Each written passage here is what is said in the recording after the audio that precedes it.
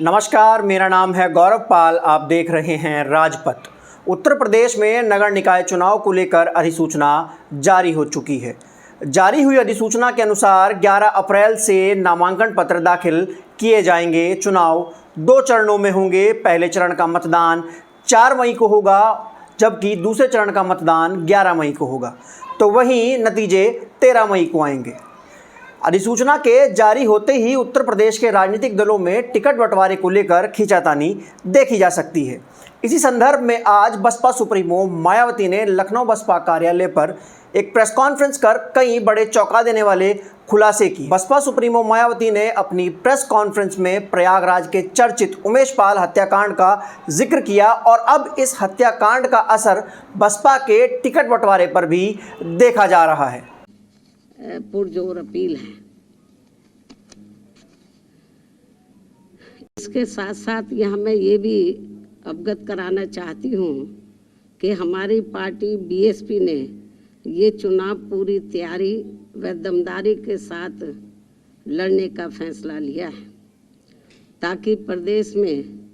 नगर निकाय स्तर पर सही लोग चुनकर जा सके। तभी फिर वे सर्व समाज में से विशेषकर गरीबों, मजदूरों, दलितों, आदिवासियों, पिछड़े वर्गों, मुस्लिम व अन्य धार्मिक अल्पसंख्यक समाज के लोगों के हितों का हर मामले में प्राथमिकता के आधार पर पूरा ध्यान रख सकते हैं, क्योंकि बीएसपी ही इन वर्गों के हितों के मामले में केवल एकमात्र ऐसा मंच व प्लेटफार्म है जो परम पूज्य बाबा साहब डॉक्टर भीमराव अंबेडकर की विचारधारा एवं मूवमेंट से जुड़कर इन वर्गों के हितों में पूरी ईमानदारी व निष्ठा से लगा हुआ है, जिसके लिए बीएसपी के जन्मदाता एवं संस्थापक मान्यवर श्री कांशीराम जी ने अपनी पूरी जिंदगी समर्पित की है,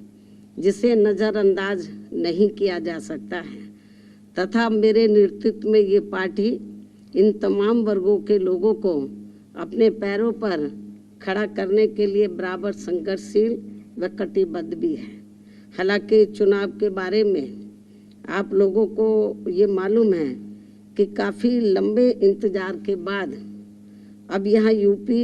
नगर निकाय चुनाव होने की तारीख घोषित हुई है, जिसके तहत जैसा कि मैंने आपको बताया कि जिसके तहत प्रदेश के सभी नगर निगम, पार्षद, नगर पालिका, नगर पंचायत व वार्ड आदि के चुनाव होने हैं, जिसमें लोग अपनी ज़रूरत व सुख सुविधा आदि के हिसाब से अपने क्षेत्र के विकास पर काफ़ी कुछ ध्यान दे सकते हैं, तथा जिसके लिए केंद्र व राज्य सरकार द्वारा संविधान में कानून के हिसाब से धन उपलब्ध कराए जाने का भी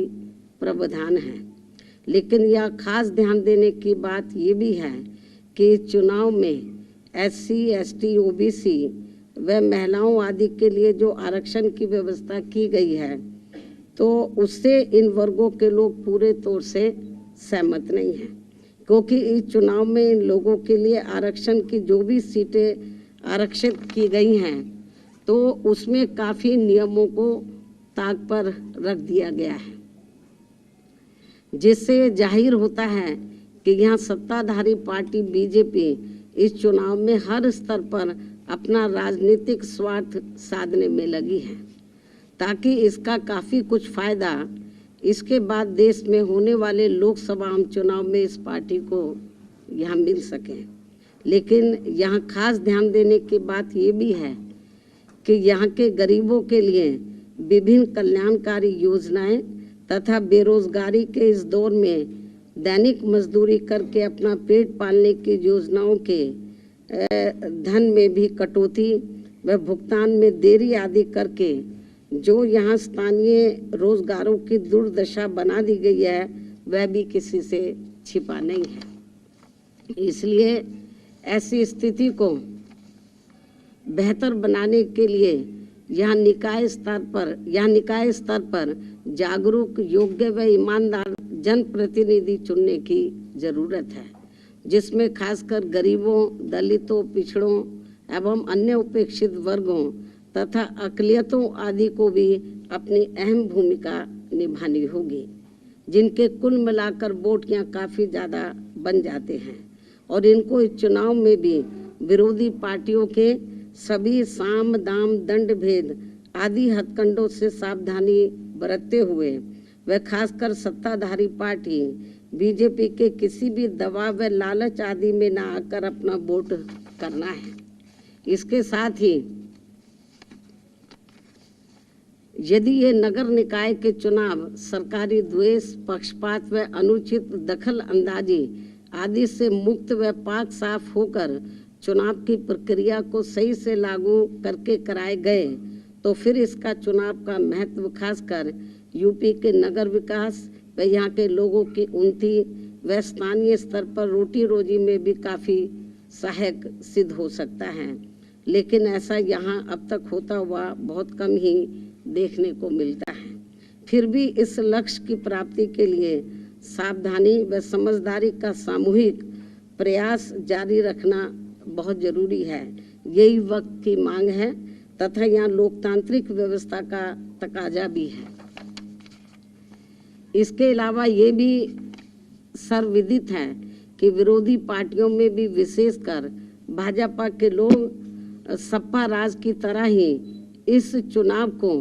किस प्रकार से चुनौतीपूर्ण लेकर अनेकों प्रकार के हथकंडे अपनाने तथा हर प्रकार के जोड़ तोड़ आदि करने में ही लगे हैं, जिसके तहत अब यहाँ इनकी संकीर्ण राजनीतिक स्वार्थ की खातिर पसमानदा मुस्लिम समाज का राग आपना भाजपा व आरएसएस एंड कंपनी का नया सिगुफा बनकर लोगों के सामने आ रहा है, जबकि मुस्लिम समाज वास्तव में पहले मुसलमान हैं तथा उनके प्रति भाजपा की सोच, नीति, नियत व उनका ट्रैक रिकॉर्ड कितना द्वेषपूर्ण व घातक है ये किसी से छिपा नहीं है। साथ ही भाजपा के मुस्लिम समाज के प्रति नेगेटिव सोच का ही परिणाम है कि इनकी सरकार में भी वे लोग लगभग उतने ही गरीब, पिछड़े, त्रस्त एवं जान माल व मजहब आदि के मामलों में भी अपने आप को वैसा ही असुरक्षित महसूस करते हैं जितने वे कांग्रेस पार्टी के राज में करते थे। इस प्रकार मुस्लिम समाज का दलितों एवं अति पिछड़ों की तरह ही पसमानदा व उपेक्षित बने रहना अति दुखद ही नहीं बल्कि अति दुर्भाग्यपूर्ण भी है। वैसे वर्तमान में भाजपा व पिछली कांग्रेसी एवं सपा सरकार की गलत नीतियों व जन विरोधी कार्यकलापों आदि के कारण ही यहाँ केवल दलित, आदिवासी, अति पिछड़े व मुस्लिम समाज की पसमानदा मुस्लिम समाज ही यहाँ केवल दलित, आदिवासी, अति पिछड़े व मुस्लिम समाज ही पसमानदा नहीं बना हुआ है बल्कि बेरोजगारी के साथ साथ शिक्षा आदि की भी बदहाल हुई स्थिति के कारण पूरा उत्तर प्रदेश ही एक प्रकार से पिछड़ा हुआ पसमानदा समाज बन गया है। जबकि बीएसपी की यूपी में 4 बार रही सरकारों में सर्व समाज के हित व कल्याण तथा सुरक्षा व सम्मान आदि के साथ साथ हमेशा उपेक्षित रहे यहाँ दलित, आदिवासी, पिछड़ा एवं अक़लियत समाज के लोगों के, मुस्लिम व अन्य अक़लियत समाज के लोगों के जान माल व मजहब आदि की सुरक्षा तथा न्याय की गारंटी का यहाँ पहली बार कानून द्वारा कानून का राज स्थापित करके सबको न्याय सुनिश्चित करने का ईमानदार प्रयास किया गया है। इसलिए बीएसपी पर ही पूरा भरोसा करके वर्तमान में जो यहाँ नगर निकाय के चुनाव हो रहे हैं तो उसमें प्रदेश की जनता को विरोधी पार्टियों व खासकर सत्ताधारी भाजपा के चुनावी हथकंडों एवं मिथ्या प्रचारों आदि से सतर्क रहते हुए तथा उनके लुभावने वायदों के बहकावे से मुक्त होकर व इनके भड़काऊ भाषणों आदि से भी सावधानी बरतते हुए केवल बीएसपी के उम्मीदवारों को वोट देकर अपनी पार्टी बीएसपी को ही, जिसकी विचारधारा एवं सिद्धांत सर्वजन हिताय व सर्वजन सुखाय की नीतियों पर ही आधारित है, तो उसे जरूर कामयाब बनाना है। अर्थात बीएसपी को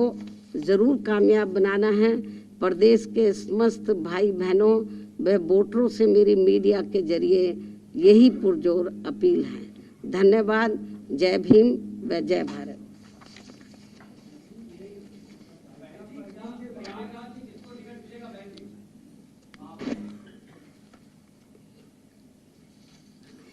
इस संबंध में आज मैं ये स्पष्ट कर देना चाहती हूँ कि प्रयागराज में पिछले दिनों श्री उमेश पाल की हुई हत्या को लेकर अभी तक मीडिया के जरिए जो भी तथ्य सामने आ रहे हैं या आए हैं, और इस हुई घटना में खासकर अतीक की पत्नी का नाम आते ही वह उसके फरार होने पर अब स्थिति बदल गई है। ऐसी स्थिति में अब हमारी पार्टी ना तो अतीक की पत्नी को और ना ही उनके परिवार के अन्य किसी भी सदस्य को वहां मेयर का टिकट देगी। इसके अलावा जहां तक अतीक की पत्नी को पार्टी में रखने व ना रखने का सवाल है, तो उनके पुलिस के गिरफ्त में आते ही जो भी इस केस को लेकर उनके बारे में तथ्य उभर कर सामने आएंगे, तो तब इसका भी जल्दी ही फैसला कर दिया जाएगा, क्योंकि हमारी पार्टी कानून से ऊपर नहीं है, अर्थात कानून का पूरा पूरा सम्मान भी करती है।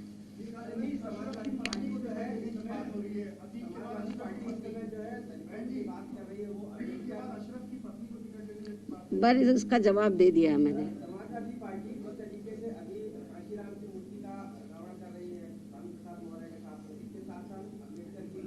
इसका जवाब मैं ट्वीट के जरिए दे चुकी हूँ।